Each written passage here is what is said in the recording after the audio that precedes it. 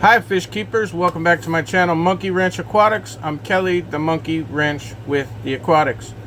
Today is a video on a brand new tank which happens to be next to me right now. I got it on Marketplace for 10 doll hairs. So check out what you can get if you really look for stuff, what you can do with free stuff. Let's get into it. Please subscribe.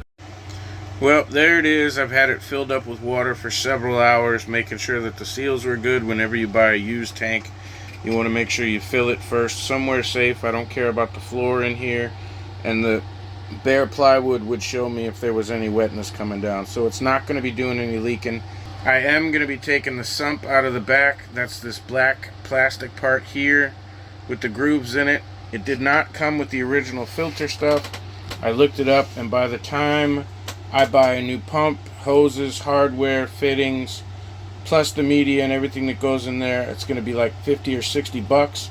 Not to mention, that sump is made of plastic. Anybody that has fish tanks that has a little bit of hard water knows that you get calcium buildup on those, and it's going to look like crap very shortly.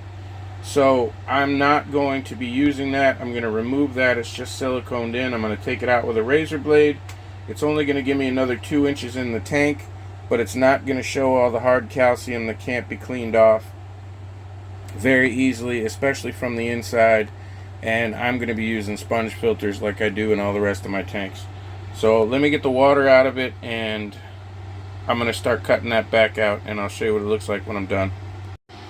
This is a nice surprise. There's my 5-gallon bucket filled to the top, and there's still water left in this tank. I was told it was a 5-gallon. It looks like it's at least a 6-gallon, maybe 7. So I'll get that dumped, and I'm going to put the rest of this in a gallon jug and see how much is actually in there. Well, the good news is it's 6.5 gallons. So I thought it was a 5er. It's 6.5. Measured it out as I put it in there. So good news. Now it's time to take a straight razor blade, cutting along the silicone. The problem is that in between the fake back and the glass back, it's siliconed all the way down and around on the inside, so it's going to be a bit of a pain. Be mindful when you cut it with the blade that you don't cut into the silicone that attaches the sides to the bottom or the back side to the side. So you got to be careful. I may have to take it out in pieces. I don't know, but I'm going to give it a shot because I don't want it in there. And considering I bought this tank used off of Facebook Marketplace for 10 bucks, I'm not real concerned about it. I want to make it look as good as possible. Now you can see I'm taking this thing out in pieces, and I mean small pieces. There they are laying on the floor. Using a serrated $1 from Walmart steak knife and a lot of time.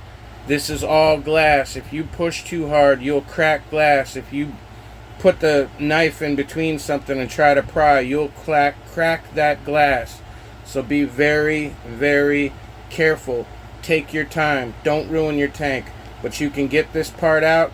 Then I'm going to be able to get the back cut on the plastic, because this plastic is against the wall. After I get it cut and removed, I'll be able to pull this part away, cut the last of the silicone, then do the same thing on the other side. Well, it took me about an hour to get it out, and I had to get it all out in pieces. And there were a couple of times when I slipped with my tools and hit the glass. I'm not sure if I cut too far on the silicone. I was able to get the last section out in a pretty large piece by working at it from both corners at the same time. And now I'm not even going to clean it out or clean it up. I'm just going to fill it with water and see if it holds water before I go any further. If it doesn't hold water, it means I cut too deep into the silicone somewhere. And what I'll do is clean it up and re-silicone the tank from the inside, just like I've done. Just like I did on those 2 tanks up there, as well as the 20-gallon. No problem. Silicone's cheap and easy. It's less than 10 bucks. Doesn't hurt the fish, and it doesn't take too long. So I'm going to fill it up and see if it holds water. Well, it's full, and this time I measured the water when I was putting it in. It's 7 gallons to that point. Exactly 7 gallons. So this is a 7-gallon cube, or 7-gallon portrait tank is what they'd call it. And so far we got no leaks, so I think I did okay. I'll check it later with a light to make sure there's no cracks. in the glass. I'll leave it overnight and make sure that there's no wet spots on the floor. But I think I can go ahead and drain it tomorrow, clean all the extra silicone off the back and sides, get it all nice and clean in there, wash it out, and we've got us a nice portrait square 7-gallon tank to start aquascaping. So here it is. I've removed the entire built-in filtration system from the back, cleaned it out. It even came with that cool, really expensive magnetic cleaner, which is much better than the cheap one I bought from Walmart. I didn't like the fact that the little feet were only on the 4 corners and one of them was cracked. So I cut a piece of plywood that fit underneath of the base, notched out for the 4 corner legs, so the legs are actually up above. They're not touching the ground.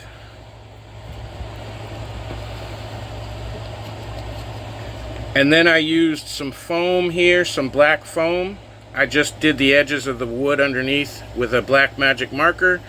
Then I used foam so that it would have something soft to set on. It would help it self-level, and if there was any dirt, splinters, or gravel or anything under it, all that pressure wouldn't be down on it. It wouldn't break the tank. So if you're dealing with a rimless tank, you have to put some sort of foam underneath of it. I got the foam at Hobby Lobby for $2. So I've got some sand here that I literally got from a local construction site. It's really fine grained sand, but we're going to use it anyway because it was free. For next video, I've got some crushed lava rock here. I took the lava rock out of a chimney, cleaned it, boiled it, and crushed it with a hammer till it was a real fine consistency. I put it in that planter base, and I've got some seagrass that's on the way. I'm going to put some root tabs in there, put some seagrass, and let that carpet out, so I have a removable carpet that I can put in any tank that I want at any time that I want. I also got a new plant today, which we will end up putting in here. So right now I'm just going to go ahead and get this sand that's been rinsed into the tank, and we're going to hook up the air bubbler. I've got a new light on the way. I'm paying for it myself. So if you've seen my other videos, you know that I've done videos for Hygger. I'm buying another Hygger light myself that will fit this tank. Let's get some sand in it. Let's get a filter in it. I'm going to take that small filter that's been in this tank for the last couple of months. Look at all them little bitty babies in there. I'm going to take that small filter and we're going to put it in here. I've got a heater on the back wall that you can barely see because it's black. I'm going to plug that in. We're going to bring this up to temperature, and tomorrow we're going to put some fishies in there. So let's see what happens. Now there's probably too much water in there, but we'll deal with that after. This water's been in here for 3 days, just dechlorinating. It's going to be all cloudy from the sand, but that should settle out pretty quickly. Sand usually settles really fast. And I will be able to scoop some water out as well if it gets too high.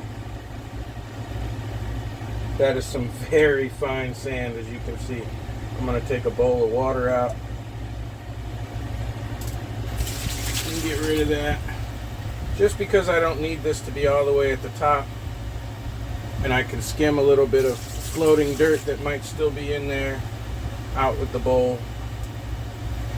I've got 10 gallons of water that sits in buckets at all times. It's been in there for weeks at a time, so it's definitely dechlorinated. That's how I save money.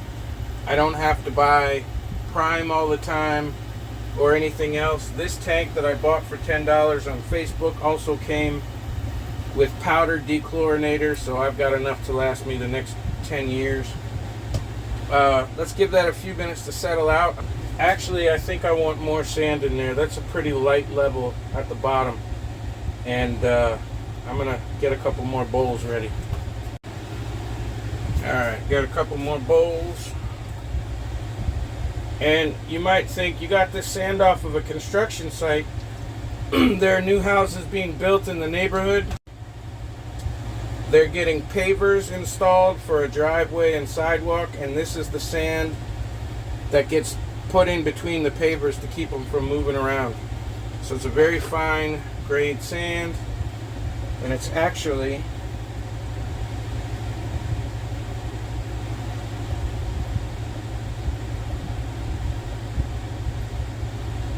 pretty clean sand.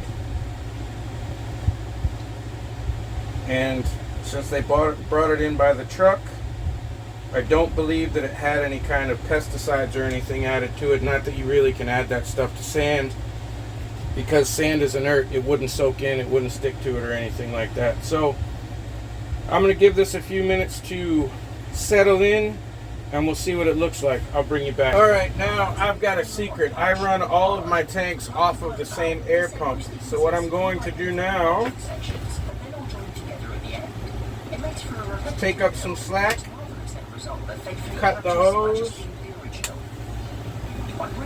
Oh no, there's no air going to the rest of my tanks. Whatever shall I do? I've got a T right here. Feed that onto the T. Feed the other end on. And now I've got air. Now I take this is a filter that's been in that tank for months at this point, probably 6 months or more. So it's definitely got bacteria on it that will jumpstart this tank. So I don't have to use anything else special. I could just put fish in the tank. Most people don't understand that beneficial bacteria does not stay in the water itself. It's on your filter, it's on your biomedia inside your filter, it's on plants, it's on anything else that's in there, but it's not actually in the water. So all you have to do is take a filter, put it in there, it's got good bacteria on it, keep the bioload small, put 1 tiny fish, 2 tiny fish. I've got a bunch of fish all over. They're all very hardy. They're all going from one tank to the other. And I'm not going to put anything expensive. I'm going to put 2 tiny fish in there after the water clears up. I'm hoping the filter will help with that. And I got the new light coming. We're going to put the plant in there, that kind of stuff. But it's that easy to set up a new tank.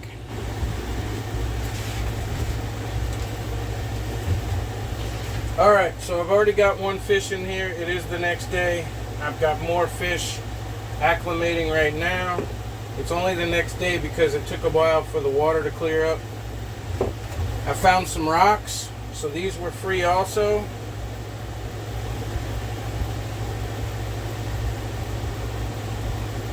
Just gonna place that in there for some decoration.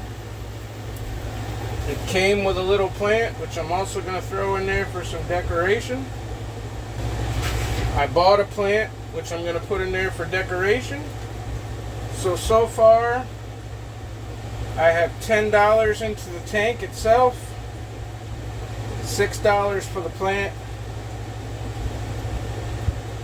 and a sponge filter that I already owned that's been laying in the box unused.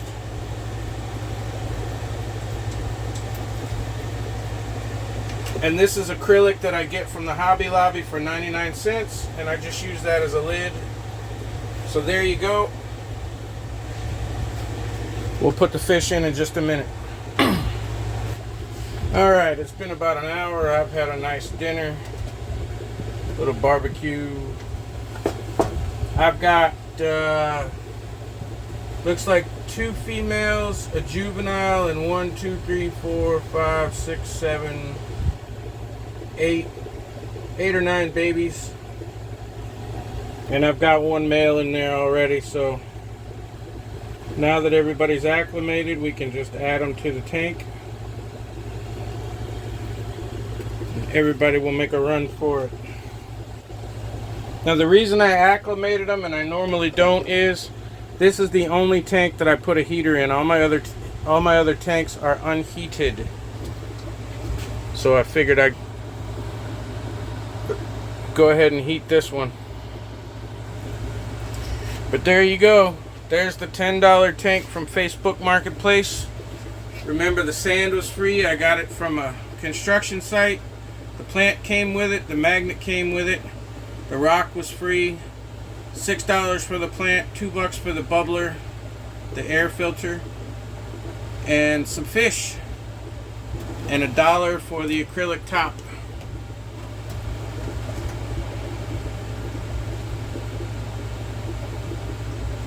Now I'm going to give them some time to chill out. Thanks for watching. If you're still with me, I want to say thanks for watching. Don't forget to check out my main channel, Monkey Wrench, where we repair machines and work on solar projects. I do giveaways, expensive things at least once a month. Make sure you're subscribed over there. If you see music or video clips in any video that I make, just comment below what you see. That's how you get involved in the giveaways. My next video on this channel is most likely going to be plant farms, how I propagate my own plants. I'm going to be doing nano aquascape videos, fully planted ecosystems, and you guys are going to be coming along with me for those. I love really small tanks, maybe 1 gallon, maybe 2 gallon. You put some fish in there, you put some baby fish, put some shrimp in there. You can make an entire planted ecosystem without filters or anything. All you need is a small tank, some filters, and a light. So far into this tank, I bought it for $10 on Facebook Marketplace. I spent $2 on the foam that I put underneath of the base. I spent $7 or $6 on the plant, which I can stick in any tank because I leave it in its little pot, and I'm just going to be moving plants around, propagating plants. But I wanted to put it in there along with the rocks that I picked up locally for free. I was out riding my bike. I found some rocks. If you're not sure if they're good for your tank, take a key. I usually carry a pocket knife. Scrape the rock. If it doesn't leave a mark, you know the rock's okay for your aquarium. Clean it. Soak it in bleach if you want, vinegar, whatever the case is.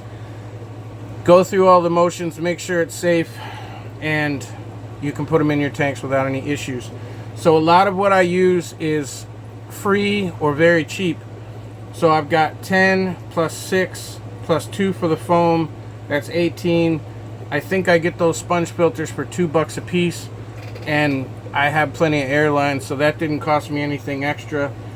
The little green plant came with the tank. I've got some other stuff. I came across the terrarium on the corner. Somebody put out for trash, and I got some stones out of there and some plastic caves that are going to end up going into the fish tank. So whenever you see something on the side of the road, don't be ashamed to stop and take it. If somebody's throwing away gold, you would spend it. So thanks for watching. Thanks for subscribing. Hit the like button. It's somewhere between my chin and my balls, and I'll see you on the next one.